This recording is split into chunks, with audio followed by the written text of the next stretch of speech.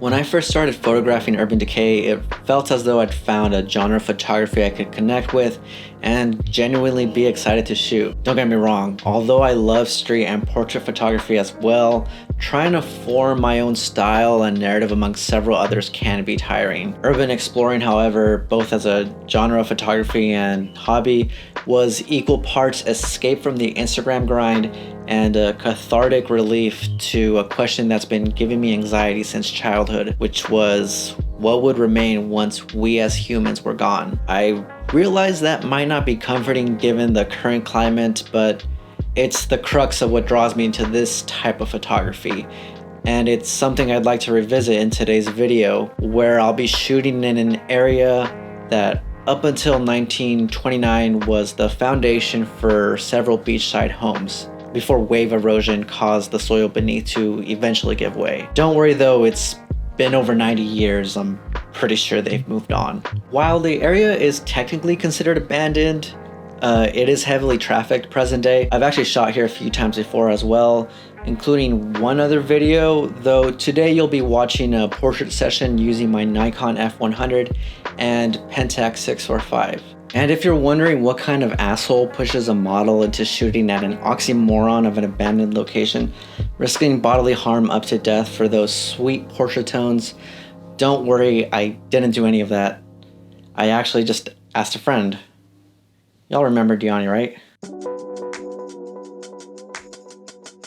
When we very legally trekked it onto the location, I'll admit I was taken aback by everything. So here's some footage of me being amazed by a tree just because it had some tagging on it.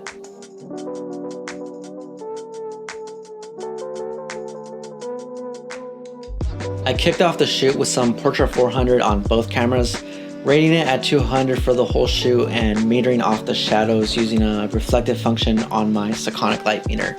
And yeah, both of these cameras have built-in light meters, but my grandfather was a boomer, and so I sometimes don't trust technology.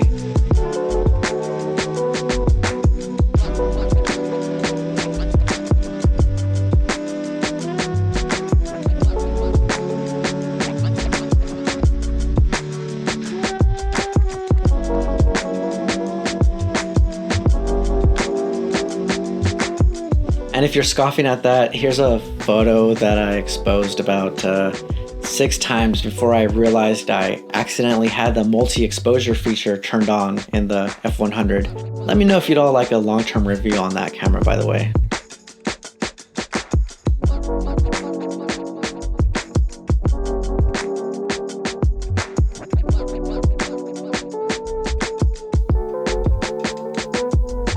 This bridge called my back!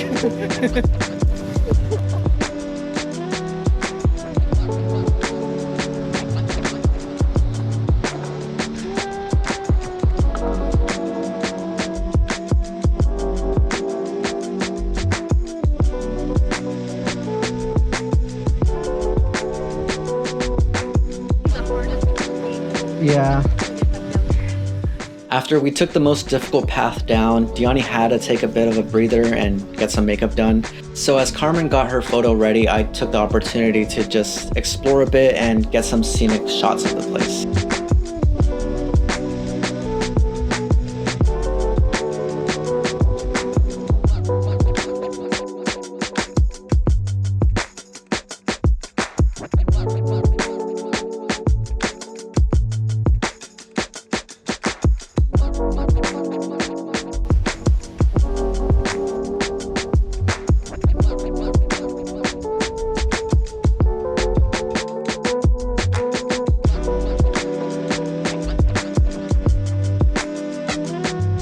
As subtle as I thought I was with 3 cameras hanging around my neck and a GoPro mounted on my shoulder, this astute couple was able to tell I knew my way around a camera and asked me for a quick cell phone picture.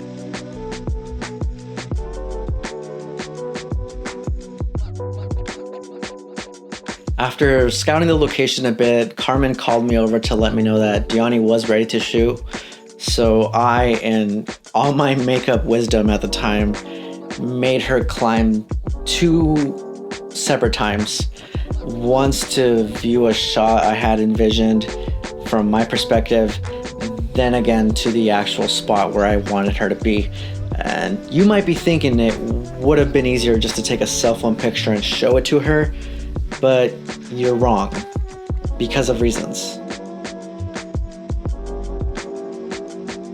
Since we were dealing with direct sunlight at the time, I asked Dyani to move down into the shade for more lighting, just to show off Carmen's makeup work. Sorry, Carmen.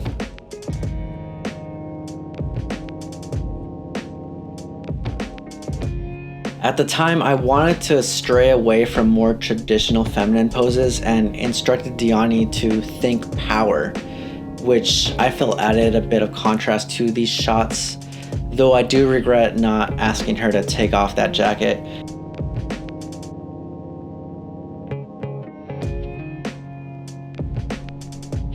We explored a bit farther ahead to see if we could find anywhere else of interest and came across yet another tree with graffiti on it, except this one was knocked over to its side. Exposing for the shadows.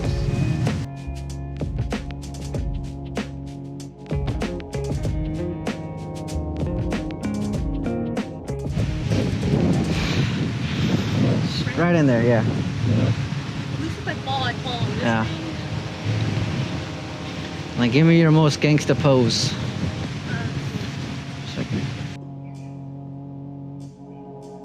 Beyond that, I didn't really see anything of interest, so we pushed ahead towards the cliff's edge just to catch the sunset. Huh? A little too shady. And I wanna get the golden hour at that. And I wanna.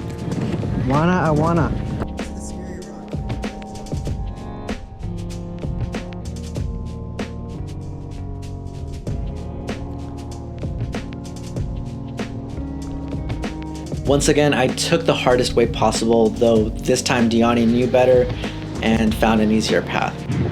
Oh shit, it's the guy there. All right, Dyani. Like a moment to shine. Yes.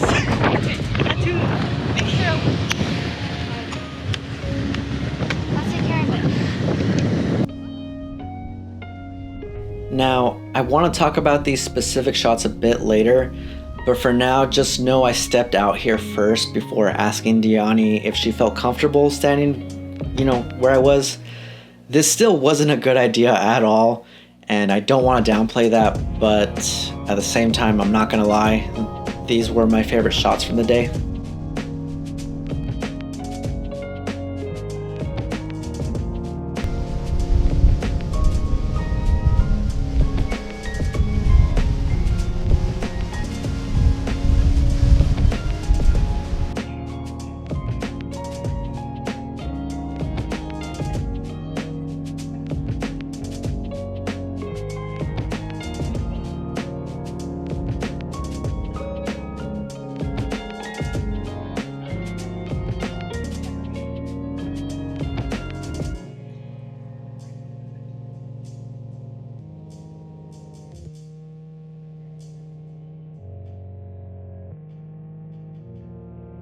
So 3 years ago when I started this channel, I had a slew of video ideas with some trash video editing skills. Nothing too original here on YouTube, but it was new to me. Some photo shoots at abandoned locations for myself, camera reviews just to, up the channel visibility, and documenting photo projects just to keep things interesting. I bring that up because for anyone who's gone in my back catalog, which I doubt, this was my first film related video I shot with YouTube in mind. Except back then I boiled it down to a negative feedback knockoff and just quietly grumbled to myself about the lack of views. But now, due to this minor setback caused by a global pandemic that you might have heard of, I'm using the stay-at-home orders as an opportunity to re-edit some older videos I feel had some potential. I'd ask everyone to comment down below if that's alright, but a lot of what I'm re-editing means a lot to me, so I'm gonna be doing it anyways. Regardless, I'd still like to hear what you all think because I am trying to make them more watchable than they originally were. I'm not gonna be doing every video that didn't perform well, just the ones that suffered from my lack of skill at the time. I've actually been wanting to do this for a while, and after seeing how poorly the last 2 videos did, I'm figuring why not. And one last thing before we end this video, since I usually get people sounding off in the comments section, shouting out locations or asking for directions to these places.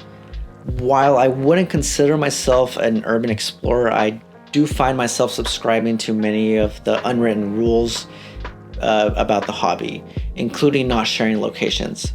So despite knowing how snobby it'll look if I ignore the comments or delete anyone who mentions it, especially when you can easily Google a lot of these places, realize the reason for that secrecy is to protect the location from getting vandalized, looted, trashed, and just overall destroyed. To a larger extent, it's to prevent inexperienced people from hurting themselves. I realize that might seem a bit hypocritical given I am posting this up on YouTube, but most urban explorers are also photographers who love to document their adventures and post them up online. But that again isn't to downplay the danger. This specific location has a long history of people falling off the cliff and sustaining serious injuries, often resulting in death. So I am lucky that didn't happen at the end of the shoot, especially since on my most recent visit here, that cliff's edge was gone. I realize many of you will still seek out these places for one reason or another, but if you do, please remember these areas are effectively abandoned and do not have your safety in mind. So be careful, because even experienced urbexers or urban explorers have fallen to their deaths. Wood rots, metal rust, windows crack, and structures that are left to the elements will eventually be reclaimed by nature. So be careful. And on that happy note, feel free to comment, like, and subscribe. Until the next video, keep washing those hands.